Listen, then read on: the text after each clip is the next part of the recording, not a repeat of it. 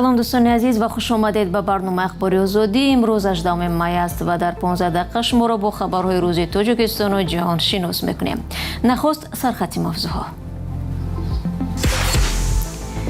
اگر زود سازش نکنید به جنگ آماده باشید. تهدید دونالد ترامپ پرزیدنت آمریکا به ایران. در هفته یک عملیات در سوچی 10 مهاجر از جمله شهروندان تاجیکستان را به شعبه پلیس بردند، برخی را جریمه و اخراج کردند. و سازمان ملل متحد میگوید اگر منطقه آرام می بود این مؤسسه می توانست باز به 1 میلیون کودک دیگر در افغانستان غذا رساند. دونالد ترامپ رئیس جمهوری آمریکا دیگر باره به ایران تهدید کرد که هرچه زودتر پیشنهادات آمریکا درباره ختم جنگ را قبول کند وگرنه حمله های بعدی به ایران سخت و بسیار ویرانگر خواهند بود. اسرائیل و آمریکا ماه فوریه به ایران حمله کردند و بعد از مدت سازش آتش بس اعلان شد. حالا نگرانی ها از تکرار جنگ زیادتر می شود. همکارم طاهری سفر در این باره گزارش می دهد. دونالد ترامپ رئیس جمهور ایالات متحده به ایران تهدید کرد که وقتی زیادی ندارد و اگر برای رسیدن به سازش با آمریکا زود حرکت نکند چیزی از آن باقی نخواهد ماند.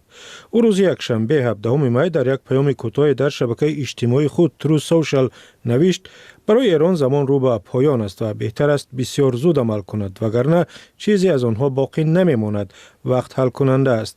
بعد از این پیام دونالد ترامپ با نشر چند عکسی ساخته که گویا هدف قرار دادن ایران و آغاز دوباره جنگ با فشار دادن یک تگمه را نشان می‌دهد تهدید و تهران را تکرار کرد. ترامپ در این یکی از تصویرها از ادامه جنگ به ضد ایران حمایت کرده و با مقایسه درازای جنگ‌های افغانستان، عراق و ویتنام نوشته است که حمله‌ها به ایران تنها 6 هفته طول کشید. دونالد ترامپ چند دقیقه بعد از نشر این پیام در گفتگوی تلفنی با پایگاه خبری اکسیوس تهدید خود را تکرار کرد و گفت وقتی ایران در حال تمام شدن است. او هشدار داد که حکومت ایران با پیشنهادی بهتر برای سازش آماده نشود ضربه‌های بسیار سخت‌تر خواهد خورد.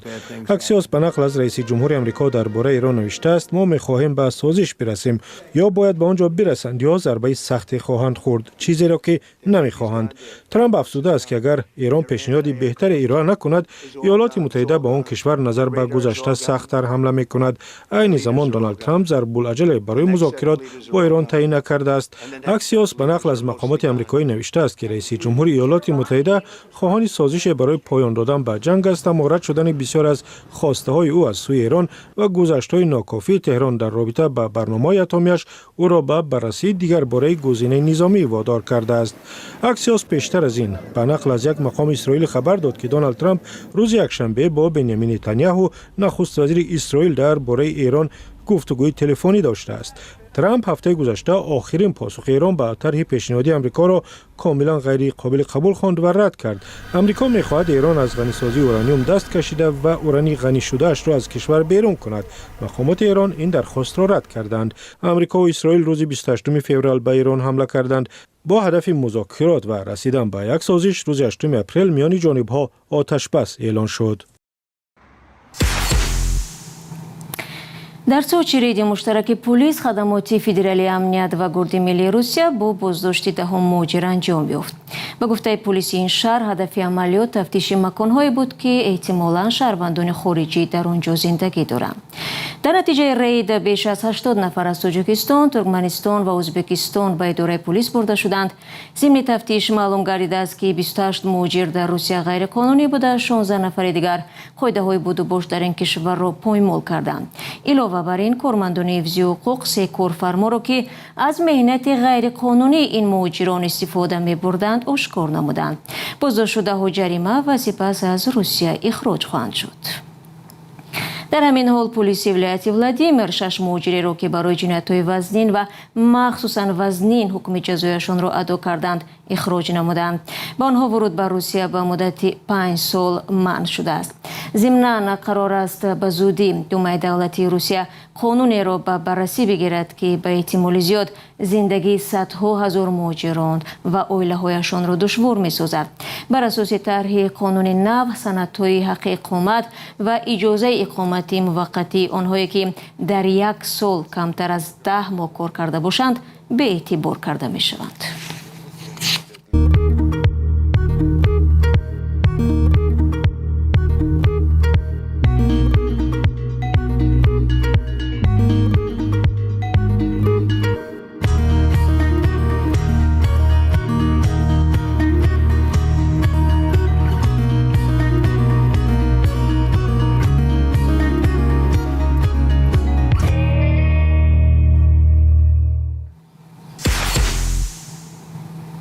رو می‌ریم به موضوعهای دیگر. در قرقیزستان بررسی مقدماتی پرونده تلاش برای تبادلات دولتی آغاز شد که یکی از متهمان اساسی به آن قمچیبک توشیف رئیس سابق کمیته دولتی امنیت ملی است و از جمله به آمادگی برای غصب قدرت و سوء استفاده از مقام خدمتی متهم می شود. بنا به گزارش بخش قرقیزی رادیو زودی همراه با توشیف در این پرونده نام 7 نفر دیگر از جمله دوستان کلی سابق و رئیس سابق پارلمان قرقیزستان نیز هست. پرونده جنایی مهر مخفی دارد و محاکمه بدون حضور خبرنگاران صورت میگیرد. قمچیبک توشیف دوست نزدیک رئیس جمهور صادر جباروف را که از سال 2020 رئیس کمیته امنیت ملی و یکی از چهره‌های با نفوذ در قرقیزستان بود، خود جباروف روز 2 فوریه از مقامش برکنار کرد. نام قمچیبک توشیف در تاجیکستان نیز آشناست، زیرا او را یکی از سببگاران اساسی مناقشه‌های خونین بین قرقیزستان و تاجیکستان می‌دانند که سر تقسیم مناطق بحث برانگیز مرزی صورت گرفته بود. برنامه را ادامه می‌دهم. سازمان ملل متحد میگوید در صورت ختم مناقشه‌ها با پاکستان و جنگ در ایران میتواند 1 میلیون بیشتر اطفال افغانستان را با خوراک تامین کند. کارل اسکاو، معاون رئیس دفتر برنامه غذایی سازمان ملل متحد، در یک صحبت با فرانس پرس گفت دیدن مادران و کودکان گرسنه و در نوبت غذا دردناک است و از آنکه در شرایط امروزه نمی شود به آنها یاری ضروری رساند بیشتر ناامید می شود. گزارش را همکارم خیرامان بقازاده پیشنهادی ما و شما می کند. مقامات برنامه غذای سازمان ملل متحد میگویند اگر جنگ در ایران همین حالا خاتمه میافت، آنها توانی با غذا تامین کردن 1 میلیون کودک دیگر در افغانستان را داشتند.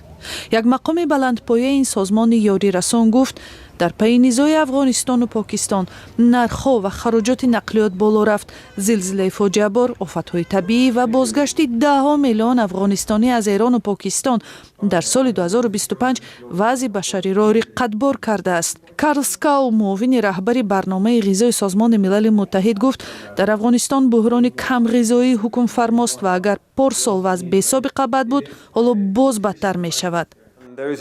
در سیاره پول کم نیست، ولی باور دارم با یک چیز همه راضی می شود که کودکان نباید از گرسنگی جان دهند. کودکان نباید شب در جاگهشان گرسنه بخوابند. باید این عقیده به عمل تبدیل شود و پول ضروری را باید برای اصلاح وضع تامین کنند. به حساب‌های ماهی انور سازمان ملل متحد از 40 میلیون ساکن افغانستان امسال 5 میلیون زنان و کودکان در حالت خطرناک نارسایی غذا قرار می‌گیرند. در پی نزاع ادامه یابنده افغانستان با پاکستان همسایه اینک 8 ماه می‌شود سرحد تقریباً پره بسته است. با سبب جنگ در ایران و رکود اقتصادی در جهان، شبکه انتقال مواد غذا به افغانستان آسیب دید. یک مثال، ما انتظار هزارها تانه بیسکویت از اندونزی هستیم. باری اول در پاکستان فرود آمد، از بس که سرحد بسته بود ما آن را به دبی فرستادیم که توسط ایران بگیریم. بعد جنگ ایران سر شد، با این سبب آن را توسط ترکیه و بحر خزر فرستادیم. بار بعدی ماه‌های دراز به نزدیکی می رسد و معلوم است که خیلی خرج کلانی داشت. اسکاو میگوید وقتی زنان و کودکان نیازمند این یاری ها را میبینید دلت ریش می شود. میدانید من در یک بیمارخانه در منطقه دورافتاده جلال آباد در شرق افغانستان بودم. راستی وضع اسفبار است. آنجا نوبت دراز زنان و کودکان خیلی خردسال ایستاده است. آنها دچار کم غذایی هستند، هم مادران و هم کودکان. میدانید چی؟ ما برای آنها هیچ چیزی نداشتیم که بدهیم.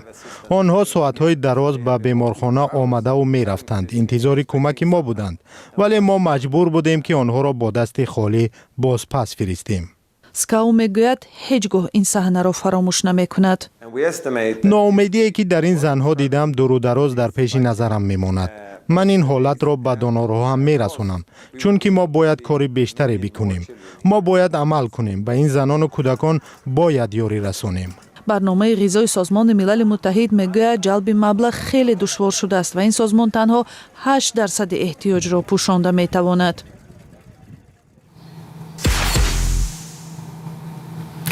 در عرفه تجلیل 205مین سالگرد استقلال آمریکا و میزبانی فوتبال جهانی سال 2026 دو فوتبالباز مشهور آمریکایی با حیث سفیران آمریکا از تاجیکستان زیارت نموده با ورزشکاران نورسی تاجیکستانی دیدار و گفتگو داشتند.